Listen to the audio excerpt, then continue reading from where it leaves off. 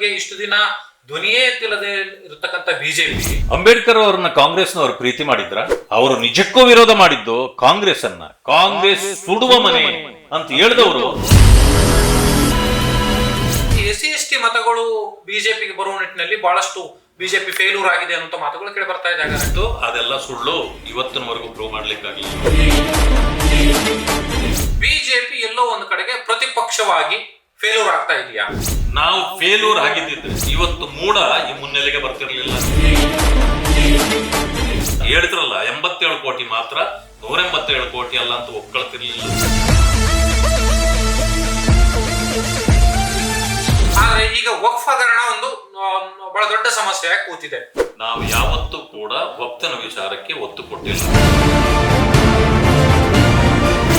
ಇವತ್ತು ಮುಖ್ಯಮಂತ್ರಿಗಳು ಹೇಳಿದ್ದಾರೆ, ನಾನು ಅದನ್ನ ವಾಪಸ್ ತೆಗೆದುಬಿಡ್ತೇನೆ. ಈ ವಿಚಾರವನ್ನ ಒಗ್ಗಟ್ಟಾಗಿ ಯಾಕೆ ಹೋರಾಟಕ್ಕೆ ತೀರ್ಕೊಂಡು ಹೋಗ್ತಾ ಇಲ್ಲ? ನನ್ನ ಪಾಡು ನಂದು, ನಿನ್ನ ಪಾಡು ನಿಂದು ಅಂದ್ರೆ.